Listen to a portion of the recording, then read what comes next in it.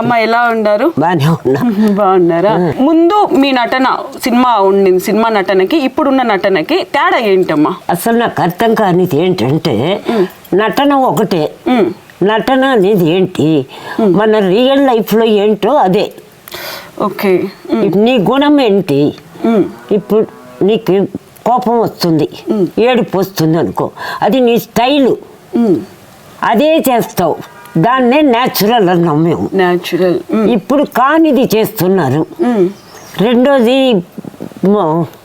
మొత్తం వ్యవస్థే మారిపోయింది కాబట్టి రిలేషన్షిప్ అప్పటి సినిమాలో ఒక బంధాలు, అందువల్ల మీకు న్యాచురల్గా కుటుంబాన్ని చూసినట్టు ఉండేది. ఇప్పుడు ఆ రిలేషనే లేదు. అందుకే అన్నా మన భావాలు ఏంటో ఆ యాక్టింగే వస్తుంది. అప్పుడు కుటుంబం ఉన్నింది, చూసేవాళ్ళు ఫ్యామిలీ వాళ్ళు, సినిమా ఫ్యామిలీ కాబట్టి ఆ బంధం నచ్చింది కాబట్టి ఆ సినిమాలు తీశారు. ఇప్పుడు ఉన్న జనరేషన్కి ఉన్న ఫీలింగ్ ఏం కావాలి, కొట్టుకోవడం, విడిపోవడం, మర్డర్ చేయడం, ఇట్లాంటివి కావాలి కాబట్టి అలాంటి సినిమాలు వస్తుంది. అప్పుడు నటన ఎందుకు ఉంటుంది అక్కడ? కోపము క్రోధము తప్ప ఇంకేమీ ఉండదు. ఫీలింగ్స్ పోయింది. నిజం. సినిమా అంటే ఒకప్పుడు మీరు చెప్పినట్టు అన్ని మెసేజ్. అప్పుడు సినిమాను చూసి కుటుంబాలు మెసేజ్ తీసుకునేవాళ్ళు. ఇప్పుడు మా నాగేశ్వరరావు గారు యాక్ట్ చేశారు, ఇది ఏమో దేవుడు సినిమాలు 2-3. అది అప్పుడు మంచివాడు, అమాయకుడు, బుద్ధిమంతుడు సినిమా పేర్లు.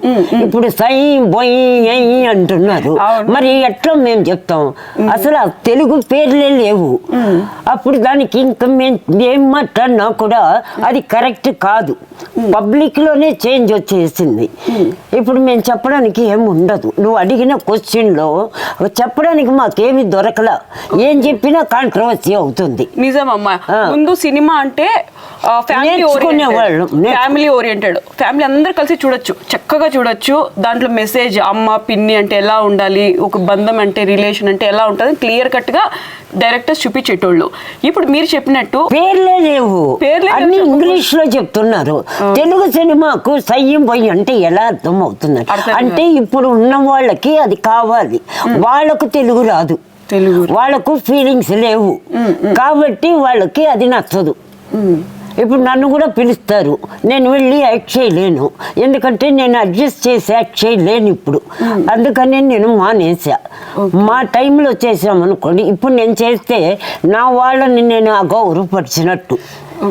నీకు అర్థమైంది. ఇప్పుడు మీరు చెప్పారు ముందు సినిమాలు చేశారు, అప్పుడు బాండింగ్ అనేది ఎక్కువ ఉండింది. ఇప్పుడు ఉన్న జనరేషన్ తో మింగిల్ అవ్వలేకపోతున్నారు, కలిసి నటించలేకపోతున్నారు. చాలా మంది ఫంక్షన్ లో చూస్తుంటా చిన్న పిల్లలు ఒక్క సినిమాలో యాక్ట్ చేసిన వాళ్ళు కూడా ఆ రియాక్షనే నాకు నవ్వు వస్తుంది. మేము మా పెద్దవాళ్ళ దగ్గర పని చేసినప్పుడు ఏమేరమ్మా ముద్దుగా ఉన్నాం, ఇలా డ్రెస్ చేసుకో, ఇలా నకలు వేసుకొని వాళ్ళు మా జానకమ్మలు, మా బానమ్మ తమ్ముడు, సావిత్రములు అంతా పెద్దవాళ్ళు, మా సూర్యకాంతమ్మ, ఛాయదేవమ్మ అందరూ మమ్మల్ని డెకరేషన్ చేసి మాకు యాక్టింగ్ నేర్పేవాళ్ళు. ఇప్పుడు మేము కూడా అలాగే భక్తితో నేర్చుకునేవాళ్ళు. లేకపోతే 65 సంవత్సరాలు పని చేయలేమమ్మా, మామూలు విషయం కాదు. ఒక్క సినిమాకే ఇలా అంటున్నారు. మొన్న ఒక ఫంక్షన్ లో ఒక అమ్మాయి, నాకు ఆశ్చర్యం వేసేది ఏంటి ఆ రియాక్షన్స్. అందువల్లే మనం కలవలేము. దానికి కారణం ఏంటంటే వాళ్ళకు కూడా 100 మంది కామెంట్లు సూపర్, అది ఇది ఏంటంటో పెట్టేస్తున్నారు. అప్పుడు వాళ్ళు బ్రహ్మలో ఏం చేస్తున్నారు, ఇంప్రూవ్ చేసుకోవటంలో యాక్టింగ్. వాళ్ళ యాక్టింగ్ కంటే కూడా వేరే ఫిక్స్ అయిపోయి ఉన్నారు. కాబట్టి దీంట్లో భక్తి లేదు, వాళ్ళకి సిన్సియారిటీ లేదు. మనం వాళ్ళతో పని చేయలేము ఇంకా, అందుకనే దూరం అయిపోయి. ఇప్పుడు సీనియర్స్ కి ఎప్పుడు కూడా మనం రెస్పెక్ట్ ఇవ్వాలి. మా నాగేశ్వరరావు గారు, రామారావు గారు కూడా డైరెక్టర్ వస్తే లేచి నిలబడేవాళ్ళు. నిజమా? అవును, నేనే చూసా. మా రామారావు గారు పద్మనాభం గారు దేవత అని ఒక సినిమా తీశారు, సొంత సినిమా. అప్పుడు ఆయన ఉంటే ఇంతకీ కో ఆర్టిస్ట్ కానీ ప్రొడ్యూసర్, అందుకని రామారావు గారు నిలబడేవాళ్ళు. ఆ ప్లేస్ అదే, ఆయన ప్రొడ్యూసర్ సినిమా. అట్లా ఇక్కడ ఎక్కడ ఉందండి ఇప్పుడు రెస్పెక్ట్? ఇప్పుడు హీరోలకు డైరెక్టర్లు నిలబడుతున్నారు, కరెక్ట్ కాదండి అది. హీరో అన్న నా ప్రొడ్యూసర్ మెయిన్ అండి. ఆయన తీయకపోతే డబ్బులు పెట్టకపోతే సినిమా ఎవరు తీయరు. ఆయన ఫస్ట్, తర్వాత గురువు డైరెక్టర్, తర్వాత గురువు కెమెరామ్యాన్. వీళ్ళందరూ లేరు, ఆర్టిస్టులకు వీళ్ళు నిలబడుతున్నారు. అది బాధగా ఉంటుంది. ఒక గురువు, ఒక భక్తి, ఒక భయం అనేది అప్పట్లో అది ఎప్పుడో చచ్చిపోయిందండి. అప్పట్లో నువ్వే చిన్న పిల్ల, అప్పట్లో ఉందని నీకెలా తెలుసు? ఇప్పుడు మీరే చెప్తున్నారు మరి లేచి నిలబడుతూ ఉంటారు అలా. ఇప్పుడు ఒక్క సినిమా మూవీ చేస్తేనే సీనియర్ వాళ్ళకి అక్కడ పొగిడే వాళ్ళు ఉన్నారు, మాకు అప్పుడు లేరు కదా.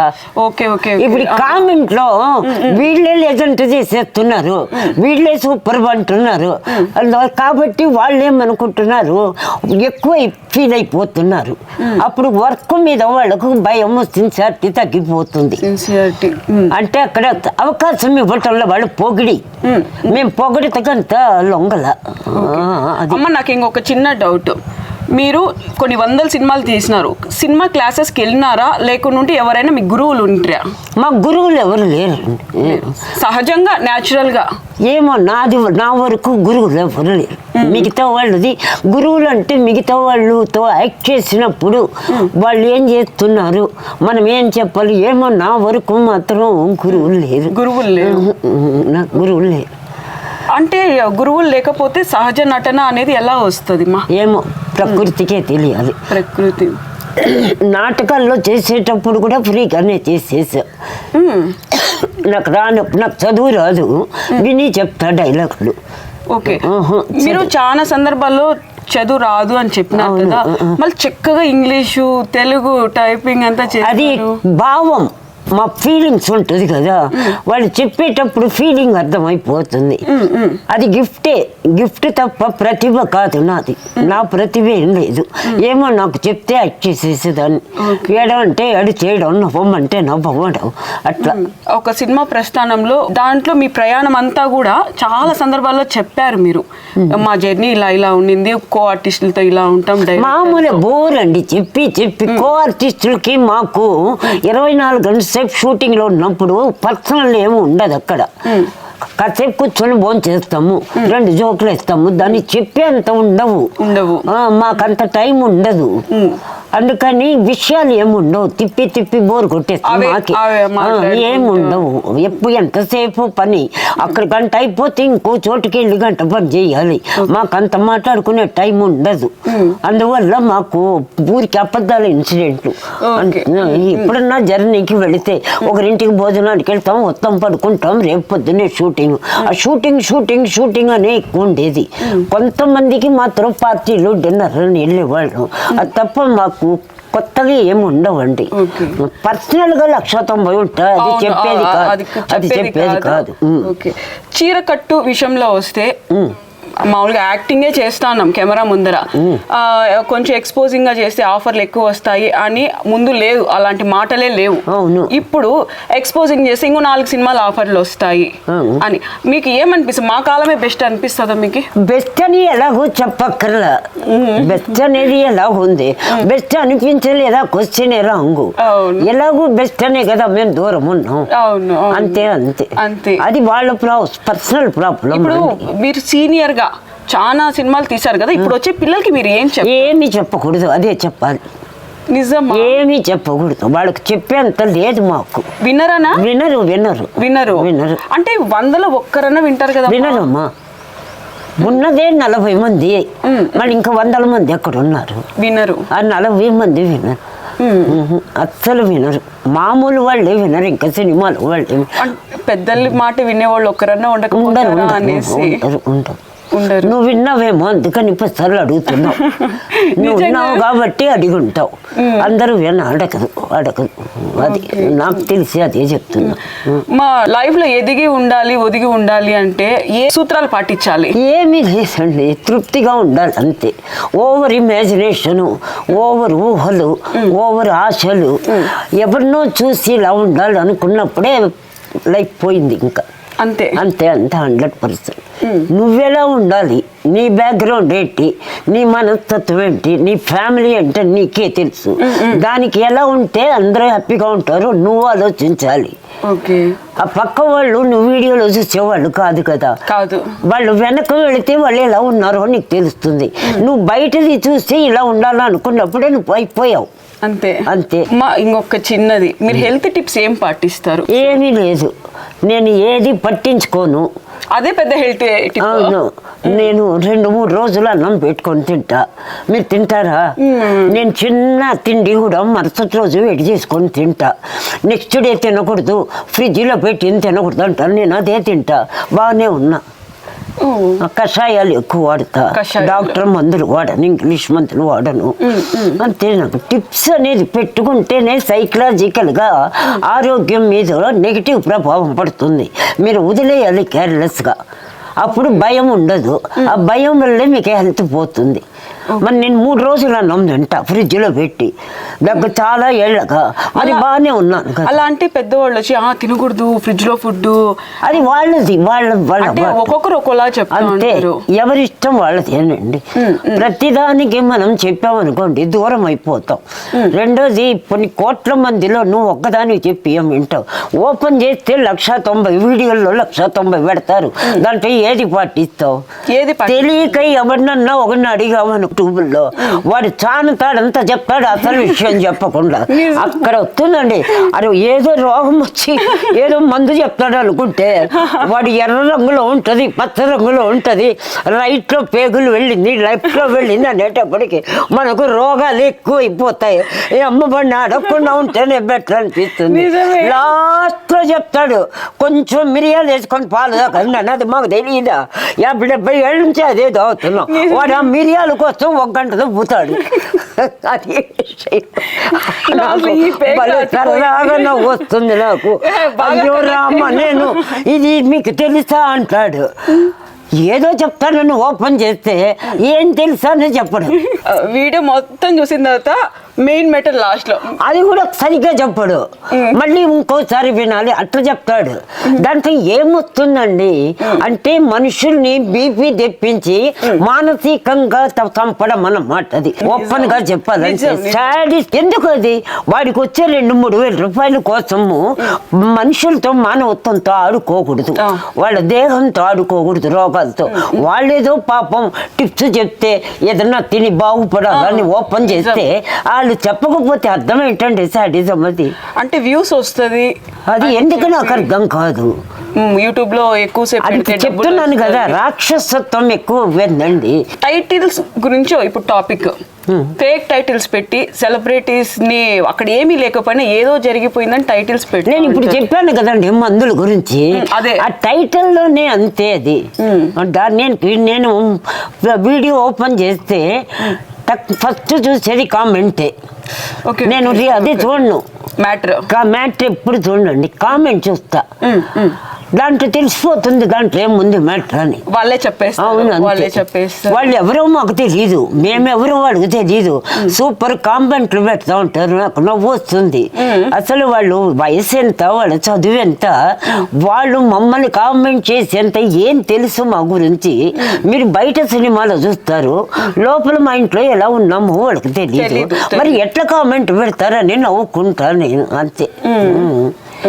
పైగా ఈ యాంకర్లు కూడా మీరు అలా ఉన్నారంట కదా, నీకెలా తెలుసు? అది నువ్వు నన్ను అడగడానికి వచ్చావు, మళ్ళీ మేము ఇలా ఉన్నారని నువ్వే చెప్తున్నావు.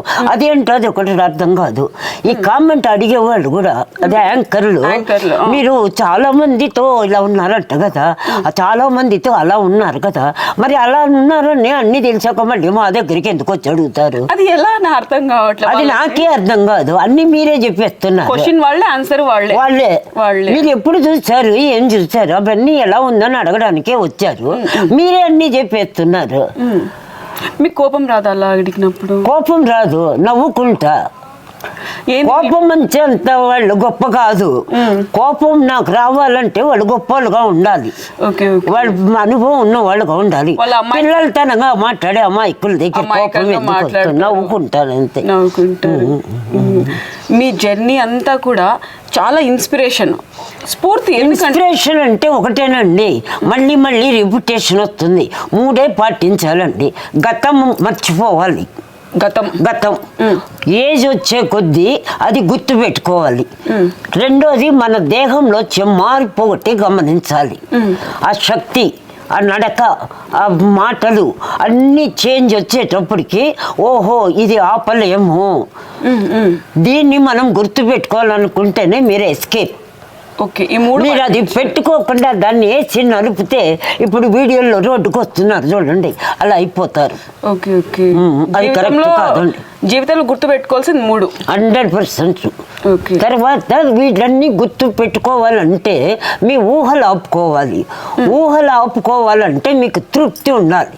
ఆ తృప్తి ఇప్పట్లో లేదు కదా, ఇంకా కావాలి. అది మీ కర్మ, మీ కర్మ అంతే. మీరు 100% తృప్తి లేని వాళ్ళందరూ పాతాళానికి తొక్కబడతారు. చాలా నీచమైన జీవితం 60 ఏళ్ల తర్వాత గడుపుతారు మీరు, క్వశ్చనే లేదు. అప్పుడు దెబ్బ తగులుతుంది మీకు. ఇప్పుడు హుషారులో ఉన్నప్పుడు తెలీదు.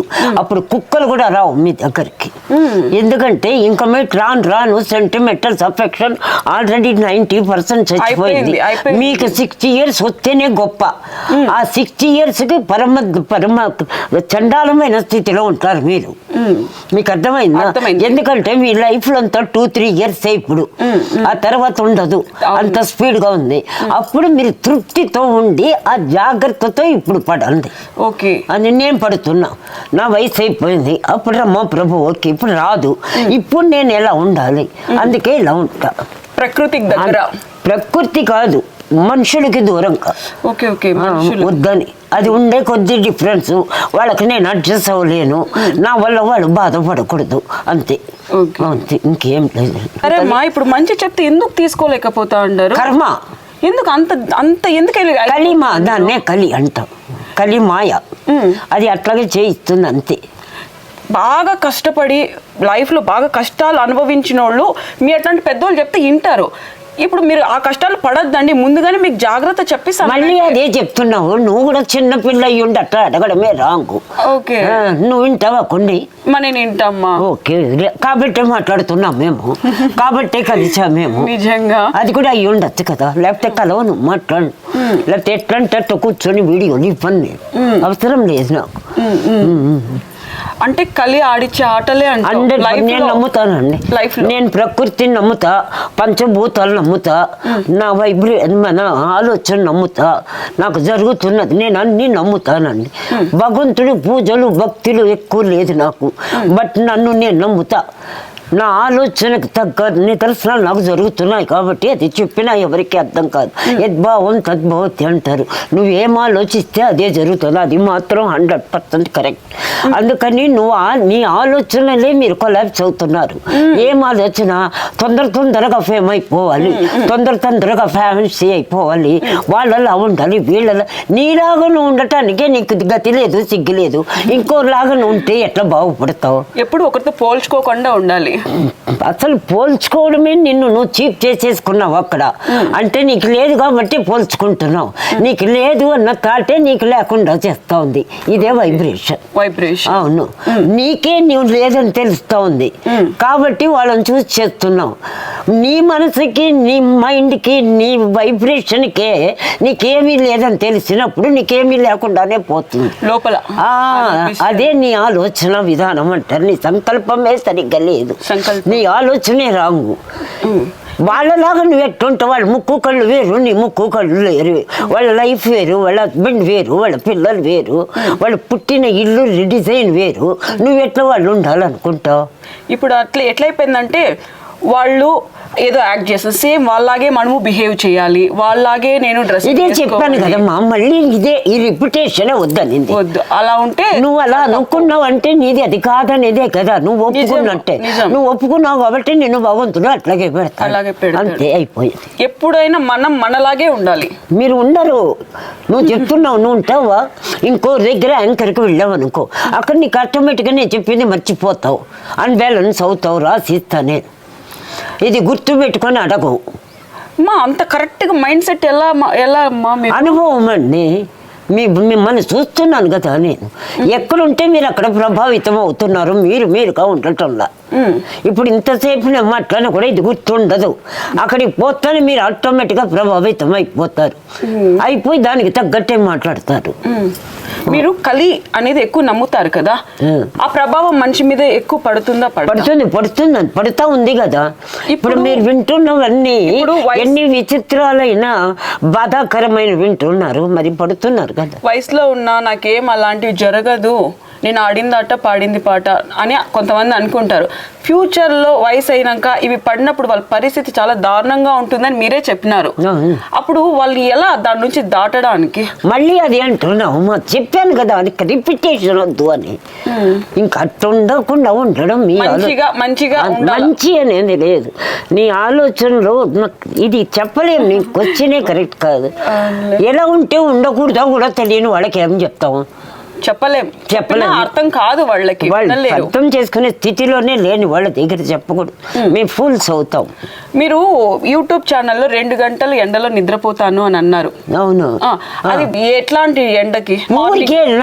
నాకు ఒక పద్ధతి, ఒక టైమింగ్ నేను పెట్టుకోనండి, అదేనండి నేను బాగున్నా. నేను హెల్త్ గురించి, టైమింగ్ల గురించి, తినడం గురించి ఏమి పట్టించుకుని, ఆకలి అవుతే తింటా, నాకు పడుకొని నిద్రపోతే పడుకుంటా, 12కి మధ్యాహ్నం లేవాలంటే లేస్తా, అన్నీ అయిపోయింది. చెప్పాను కదా, అరమో ప్రభ వేరు. ఇప్పుడు అది కాదు, భగవంతుడు నాకు అవకాశం ఇచ్చాడు, నేను ఫుల్గా యూజ్ చేసుకుంటున్నా. నేను ఆడియన్స్ కి ఒకటి చెప్పాలనుకుంటా అండ, ఈరోజు మా ప్రభా గారి చేతి మీదుగా నేను టీ తాగినా నాకు చాలా హ్యాపీ, లైఫ్ లాంగ్ గుర్తు పెట్టుకుంటా. నేను ఎన్నో 100 సినిమాలు తీసిన యాక్టర్ చేతిలో నుంచి ఒక టీ తాగి నాకు ఎంత సంతోషం అంటే చాలా ఈ లైఫ్ కి అనిపించింది. ఫ్యూచర్ ఎప్పుడైనా సరే నువ్వు సెలబ్రిటీని ఎవరైనా కలిసావు, రమ ప్రభా గారి చేతి మీద టీ తాగినా నా లైఫ్ టైం గుర్తుండిపోతుంది. మా టీ చాలా బాగుంది, దాంట్లో ధనియాల పొడి నేర్పించారు, సొంటి నేర్పించినారు, చాలా చాలా బాగుంది. షుగర్ చాలా తక్కువ, షుగర్ కూడా కాదు, బెల్లం అయితే వేసినారు. ఎక్సలెంట్ ఉంది, హాట్ గా ఉన్న తలనొప్పి కూడా ఎగిరిపోయింది నాకు. ధనియాల పొడి ఎక్కడ వినలేదు నేను, ఇది ఎవరైనా తెలిసింటే కింద కామెంట్ తెలియదు. అయితే అసలు వాసన కూడా రాలేదు మా ధనియాల పొడి. ధనియాల పొడి మామూలుగా వాసన వస్తుంది, స్మెల్ రాదు. మరి మీరు వేస్తే ఎందుకు రాలేదు? వాసన వచ్చింది, రాలేదు. అదే చెప్తున్నారు. టీ కూడా చాలా చిక్కగా టేస్టీగా ఉంది, బాగుంది. చేసే మనసును బట్టి కూడా ఉంటుంది. వంట మాత్రం అది నమ్ముతా, నువ్వు ఎలా చేస్తే వంట అలా రుచి వస్తుంది. నిజమా? 100%. మా ఒకసారి నేను బాగా చేసినా కూడా ఎత్తిపోతుంది మా వంట, బాగా చేసినా కూడా సాల్ట్ ఎక్కువ పడిపోయేదో అట్లా. అది నీకు అక్కడ మైండ్ లేదు, ఉంటే రాదు, పడదు. నిజమా? ఉంటే పడదు. కేర్ఫుల్ గా చేస్తా. ఓకే, లేదు. ఓకే, 100% ఎక్కడ మిస్ అవుతావో అక్కడ రాంగ్ జరుగుతుంది. ఓకే, సాల్ట్ విషయంలోనో ఏదో ఒక ప్లేస్ లో ఎక్కడ వేరే చోట్ల ఉంటుందో మైండ్, అప్పుడు అక్కడ వేరే చర్య జరుగుతుంది. ఓకే, వేరే యాక్షన్. వంట మీరు వంటలు బాగా చేస్తారా? నాకు తెలీదు, నేను అడుగుతాను. నేను నేర్చుకొని చేయను, ఎక్కడో తింటా, అది నాకు గుర్తు పెట్టుకుంటా, అది వచ్చేదాకా చేస్తా వంట. ఓహో, ఎక్కడో చేసింది ఆ రెసిపీ ఏమేమి వేస్తే ఆ టేస్ట్ వచ్చి ఉంటుందో నేను టేస్ట్ చేస్తా, మొత్తానికి వస్తుంది. వదలను నేను, ఏ పనైనా వదలను, సగంలో వదలటము అట్లాంటివి చెయ్యను నేను. రొటీన్గా ఉంటా. ఇప్పుడు లైఫ్లో ఏం చేస్తాను రోజు అవే చేస్తా. ఇట్లా ఎవరైనా ఎక్స్ట్రాగా వస్తే కాసేపు మాట్లాడతా, నాకు నచ్చలేదు అనుకో కొచ్చిరాక మాట్లాడేస్తా, నాకు వద్దు వాళ్ళు, అంతే. వస్తే బాగానే మాట్లాడతా, వాళ్ళని అర్థమైపోతుంది వాళ్ళ వైబ్రేషన్ నాకు, అందుకని మాట్లాడు. ఓకే, మనుషుల్ని బట్టి మరి మీకు దేవుడు భక్తి ఎక్కువ, మీరు లేదని చెప్పొద్దండి. సాయిబాబా నిద్ర లేదు కాదు, సాయిబాబా నా నేను నా లోపలది అది, అందుకని బయట ముక్కేది కాదు బాబా. లోపలే నా గురువు నా సాయిబాబా, ఎక్కిరాల భరద్వాజ్ గారు నా గురువు బాబా. అది నాది, నేను. అందుకని ఆ భక్తి పారవస్యం ఇవన్నీ నాకు తెలియదు. ప్రతిదీ తనకు చెప్పకుండా తినిపించకుండా చేయను, అంతేనా? బాబాకి తినిపిస్తారా? రోజు నేను తినేది నాకు పెట్టేది ఆయన పెట్టి తింటాను అంతే. పుట్టిదాగాను ఆయన పెట్టేసి వస్తా అట్లా. ఓకే, అంటే ఇలా అలా పూజలు ఏముండదు, భక్తి ఆరాధన లోపల ఆరాధన నాకు చేసుకుంటారు. రాదు, పూజలు రాదు. బాబా అంటే అంతే. మొత్తం బాబా, ఎవరి నమ్మకం వాళ్ళది. నిజం. నాకు ఒక ప్రామిస్, నేను చర్చికి పోతాను, మసీదుకి వెళ్తాను. నా ఫ్రెండ్స్ అందరూ చాలా గొప్ప గొప్ప వాళ్ళు ఉన్నారు, ముస్లిమ్స్, క్రిస్టియన్స్. అతను నేను అందరితో వాళ్ళు కూడా మన పండుగలు అన్నీ పంపిస్తారు మన. అంటే మీరు ఒక దేవుడు అనలా, అల్లా గాని జీసస్ గాని అందరూ ఒకటేమా? అందరూ ఒకటే. సూర్యుడు ఎవరో చెప్పండి, ఏ మతమో చెప్పండి. చంద్రుడు ఏ మతం, గాలి ఏ మతం, అంతే అయిపోయా. ప్రకృతి అందరికి ఒకటే. ఇవి కలికాలంలో ఒకరికొకరు అంతం అవ్వాలి, జనాభా తగ్గాలి ప్రకృతికి, అందువల్ల ఇట్లా కొట్టుకొని పోవాలి వాళ్ళు, అంతే. ఏదో ఒక కారణం అయితే, కారణం అంతే. కారణం ఉంటేనే వేస్ట్ మాట్లాడటము, చేయటము ఇవన్నీ మేము ఎప్పుడు వినలేదండి. యూట్యూబ్లో వచ్చాక ఏం మాట్లాడతారో ఏంటో అర్థమే కాదు. అది ఏదో కూర్చొని పెద్ద రాజ్యం వెళ్తున్నట్టు ఆ అరగంటలో వాడికి ఏమీ తెలియదు. నవ్వుకుంటా, నాకు చదువు పాండిత్యం లేదు కానీ చదువుతా. నేను చదివిన 1000 బుక్కులు ఎవరు చదివి ఉండరు, అమ్మ అన్నీ చదువుతా నేను. నాకు ఇప్పుడు అర్థమైంది, మీరు కలి ఎందుకు నమ్ముతా అన్నారు, కర్మ ఎందుకు నమ్ముతా అన్నారు. కర్మ సిద్ధాంతం 100% నిజమండి. ఈ సైంటిస్టులంతా మాట్లాడతారే అది రాక్షసత్వం. అది కూడా వాళ్ళు మాట్లాడడానికి కలి ఏ ప్రేరే వాళ్ళకి ఏం తెలుసు అని మాట్లాడుతున్నారు. సైన్స్ అంటే ఏంటి? గెలకడం. దాంట్లో ఏం తెలుస్తుంది? ప్రకృతిని ఏం పోయి గెలుగుతావు? ఆకాశాన్ని గెలిగితే బొక్క పడుతుందా? ఏం పడదు. సూర్యుడిని లాగితే కిందికి వస్తుందా? మరి ఎందుకండి అట్లా? నేను ఈ రోజు నేర్చుకునేది కర్మ, ఈ రోజు చేసుకునేది ఈ రోజే, అంతే.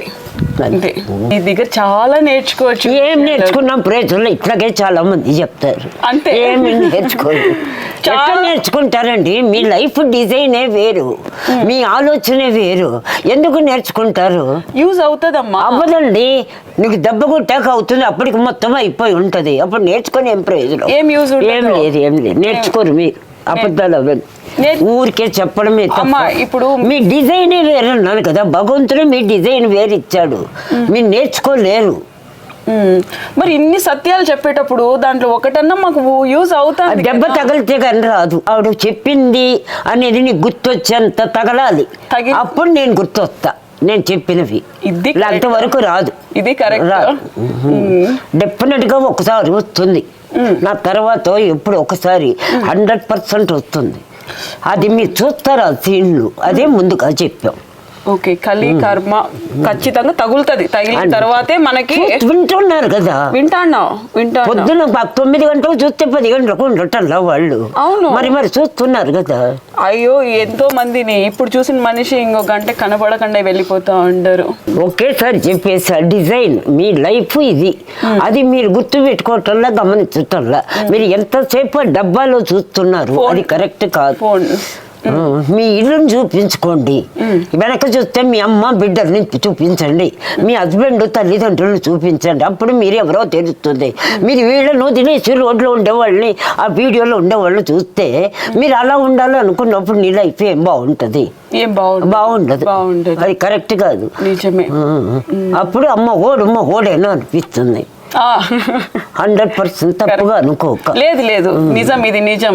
చాలా మంది నాకు అందుకే జంబలక్కడి బొంబ సినిమా భలే గుర్తొస్తుంది. మగోళ్ళంతా అడ్జస్ట్ అవుతున్నారు. రివర్స్ అయిపోయిందంతా. కలి బ్రహ్మం గారు చెప్పారు కదా, ఆడవాళ్ళకే ఇస్తానని. అవును, అయిపోయింది. ఇంకా సాయిరామ్ నమస్తే పెట్టకూడదు.